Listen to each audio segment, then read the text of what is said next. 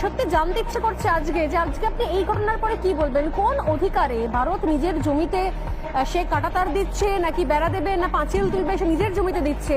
সেখানে বাংলাদেশের border guard তারা এসে বাধা দিতে এসেছিল কেন? মানে কিসের উস্কানি এটা? পায়ে পা দিয়ে ঝগড়া করার উস্কানি?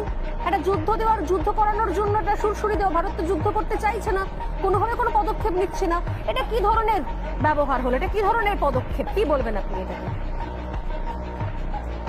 নমস্কার, আমি গর্বিত যে আমার বাংলাদেশে জন্ম হয়েছে এবং বাংলাদেশের বর্ডার গার্ড নিয়ে আমি সম্পূর্ণভাবে গর্বিত এবং আমি এই দেশকে ভালোবাসি।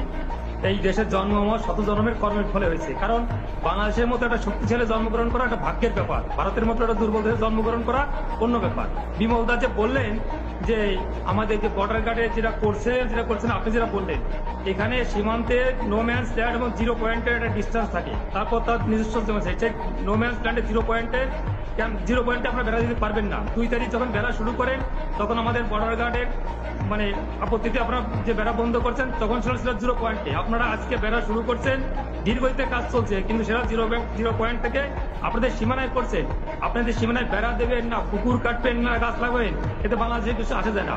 আর বাংলাদেশ নিয়ে আমি যেভাবে বললেন দুর্বল, সরিষা খেতে ট্যাঙ্ক নিয়ে একবারও বলবেন না। আপনার বয়স কত আমি জানি না, আপনি 2001 সালে আপনার বয়স কত ছিল? 2001 সালে আপনারা উস্কানি দিয়েছিলেন সীমান্তে। সেখানে পালুয়ায় 16 থেকে 19 এপ্রিল এই 4 দিন যে গন্ডগোল করছিলেন, সেখানে আপনাদের 18 জন বিএসএফ মারা গেছে, আমাদের মারা গেছিল মাত্র 3 জন। আপনাদের 2 জন বন্দী হয়েছে, আমাদের 1 জনের বন্দী হয় নাই। আপনাদের 2 জন আহত হয়েছে, আমাদের মাত্র 5 জন আহত হয়েছিল। মনে পড়ে না? লজ্জা করে না আপনাদের? বাংলাদেশ নিয়ে তাচ্ছিল্য করেন।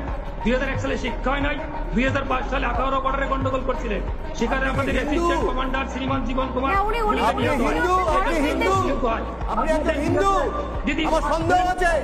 আপনি নাম বাড়িয়ে বসেছেন। বাংলাদেশ নিয়ে কত বড় ঘটনা কি নাই?